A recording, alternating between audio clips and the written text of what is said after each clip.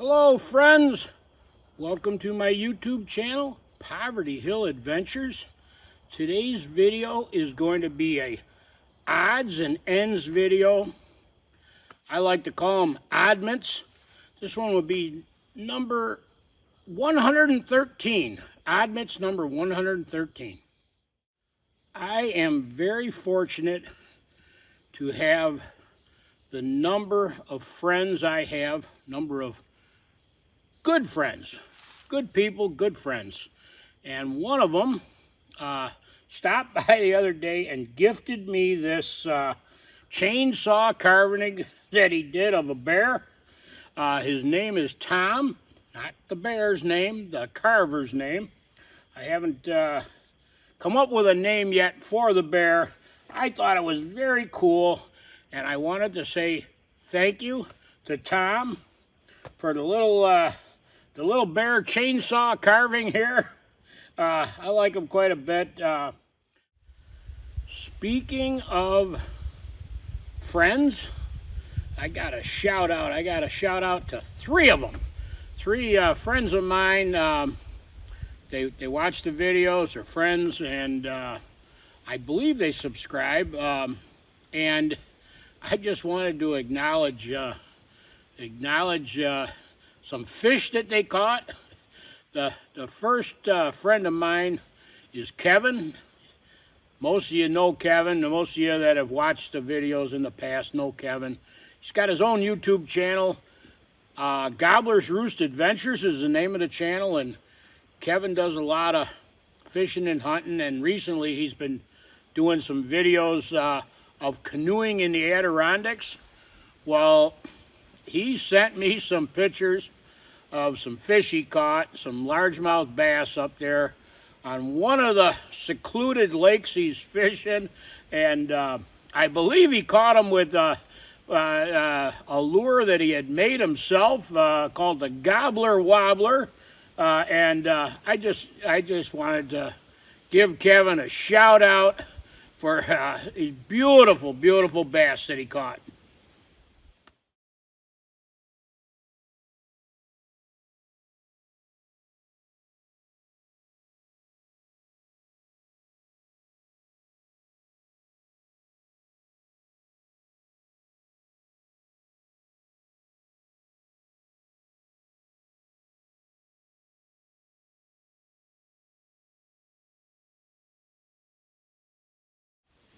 The next fella that I'd like to acknowledge is Dino, and Dino's another guy that those of you who have watched the channel before are probably familiar with.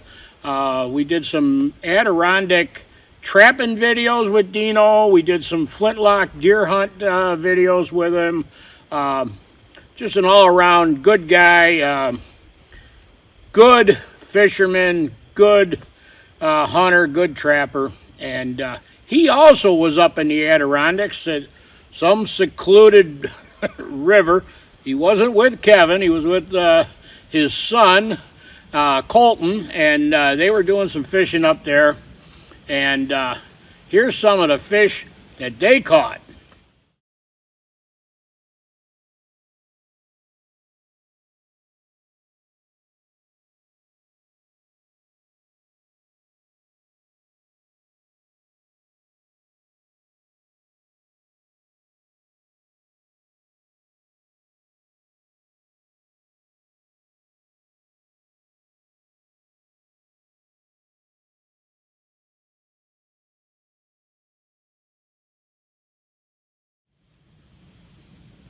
And the last guy that I want to acknowledge, the last fisherman friend of mine, is the fella that carved this bear.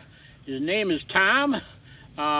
You probably, again, if you've watched any of the videos on this channel, you probably know Tom from a bow hunting video that we did at his place, Murder Creek. And he's been in some other videos, another great guy. I recently did some camping with him, and we went out fishing, and Tom, we had a little contest going, 1 point for the first fish, 1 point for the most fish and 1 point for the largest fish. Well, Tom won the contest.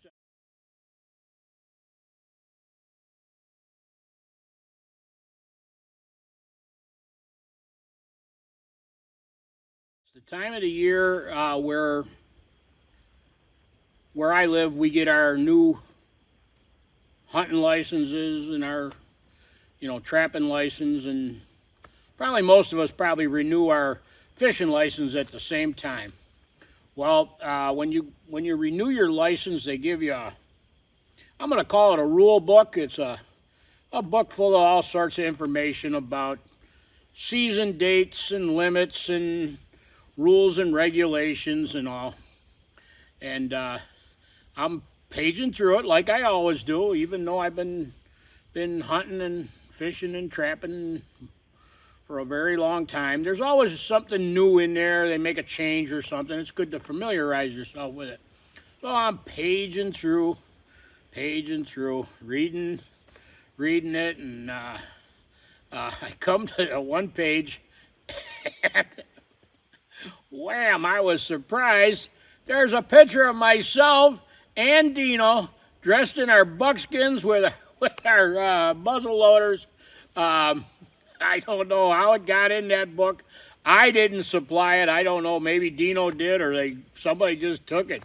Anyhow, it was quite a surprise, and a very cool surprise at that. I got some pictures the other day of some Orioles, and the pictures, I'm very proud of the pictures. I close-ups of them, all the vibrant colors on them. And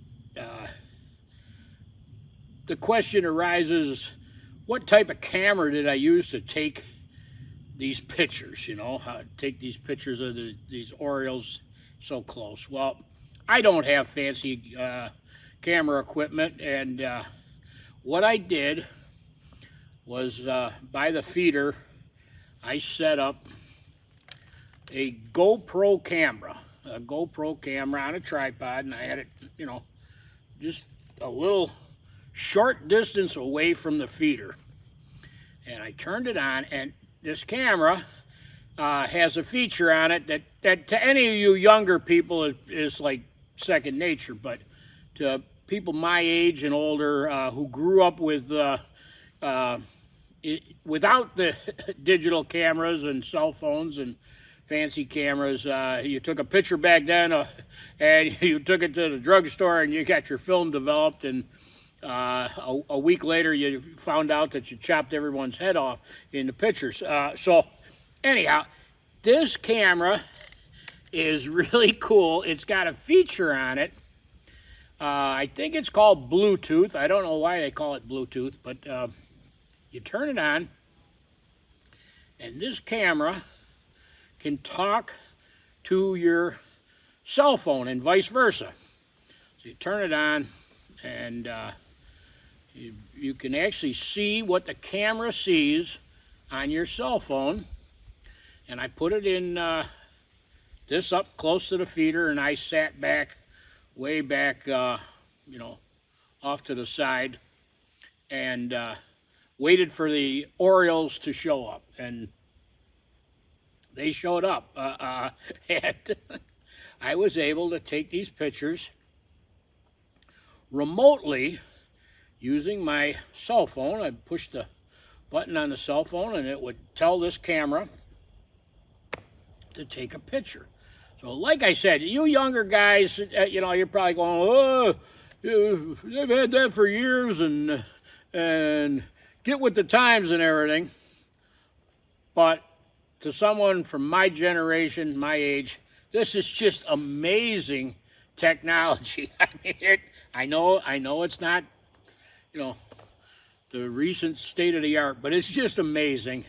And here are the pictures that I took of the Orioles.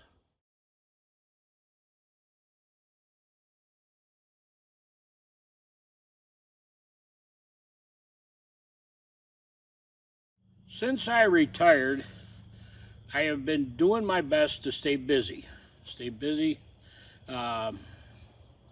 keep my mind active, and make sure that I don't fall into a rut. That I want to do things and keep busy. So many of you might already know this, and you may even be tired of looking at them. And that is, I started painting pictures on old saws. And you can just fast forward through this part if you're tired of looking at the saws. But here's some recent paintings that I did on some old saws.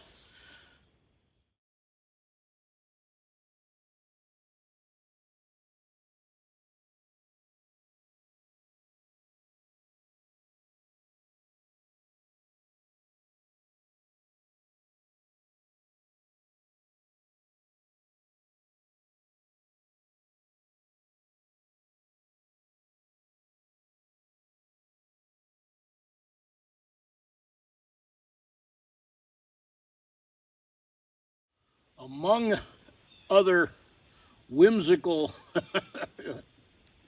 paintings, I've been painting a little character, a little backwoodsman that I've nicknamed String Bean.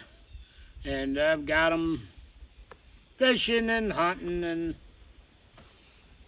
playing the banjo, dancing around with a jug of moonshine.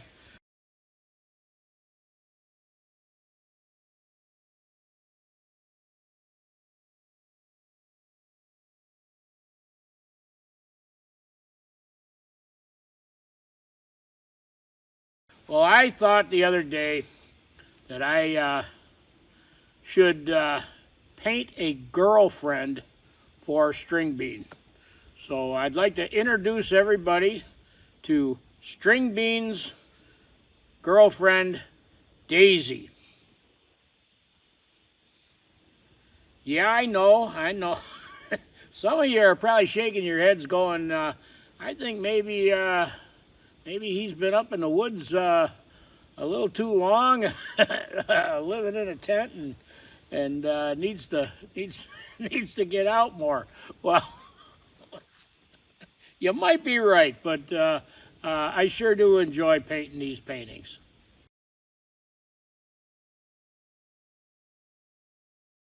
My wife and myself, we went to the Wednesday farmers market / auction / flea market.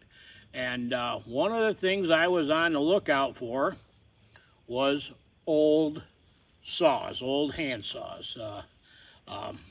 And I found these three old ones here, pretty cool.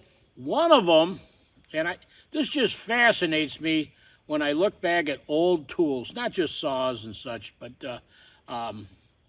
instead of throwing things away way back when, people improvise stuff. And here's a saw that the handle must have broken on, and it appears that they sawed a handle off an old wooden shovel and then attached it to the saw to keep the saw in use. At least that's the way it looks to me. So I thought that was very cool. We're going to clean up the saws and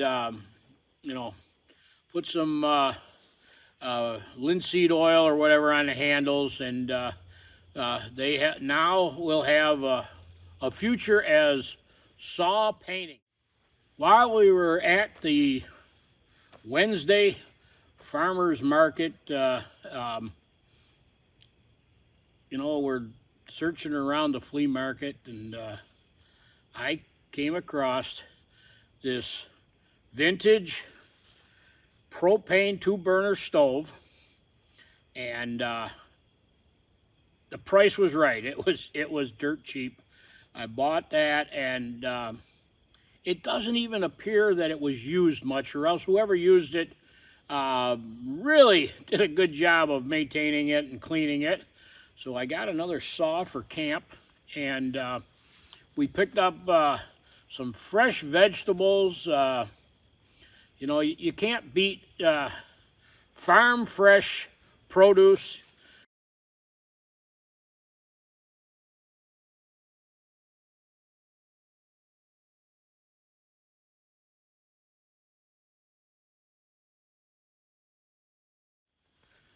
I have not checked a couple of the trail cameras in a bit.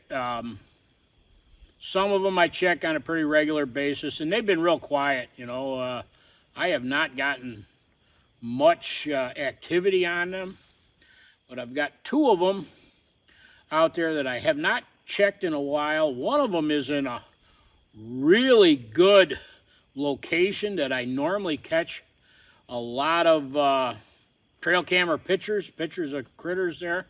So what do you say we see what was on the trail cameras?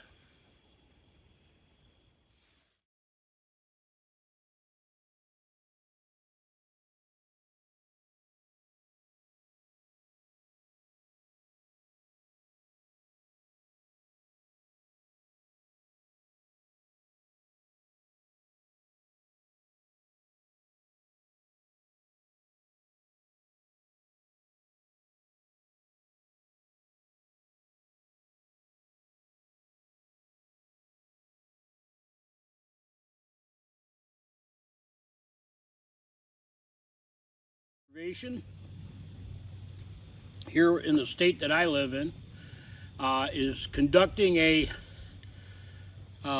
study of wild turkeys.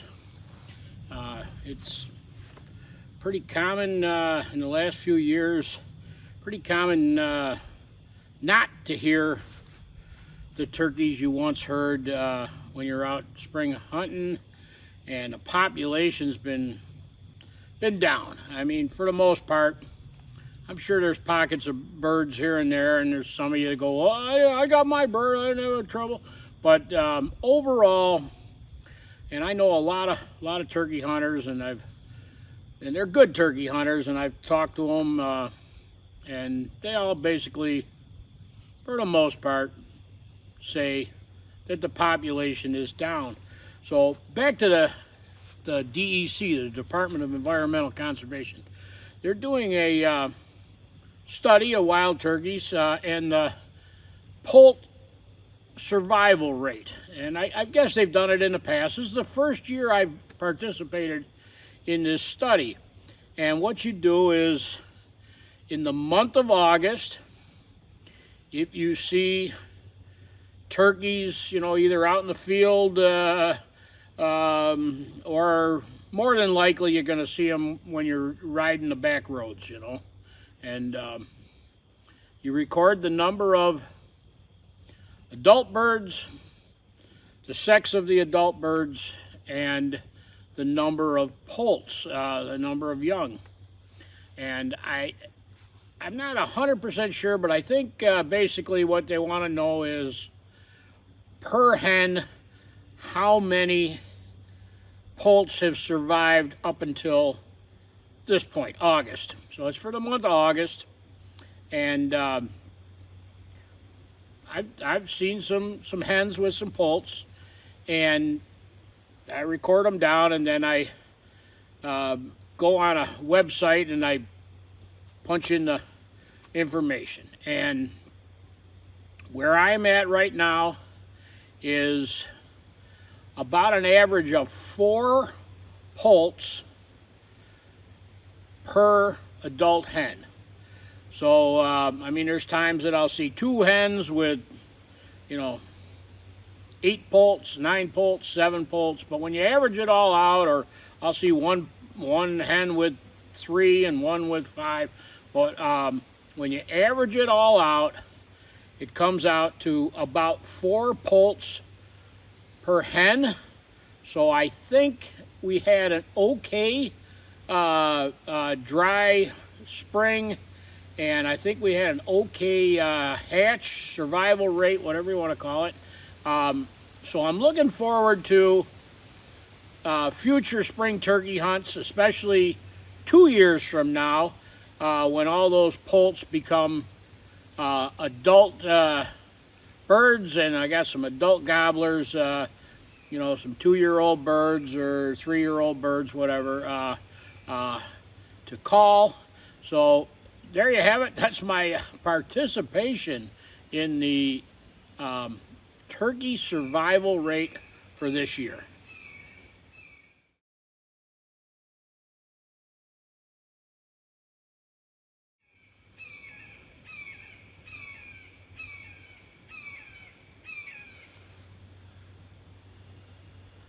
I don't see them, but I hear them. I think he's gone now. Anyhow, I was thinking about going fishing tomorrow morning, and I want to go over to the bait shop. Hopefully they got some bass shiners over there. And as long as we're down at the bait shop, I thought perhaps I'd take a ride down through Allegheny and just kind of check things out. The kids are back to school, so we should have the park just about to ourselves, I would guess. So if you'd like to join me on a ride over to the bait shop and then a ride through Allegheny, and we can see some of the sights over there, come on along.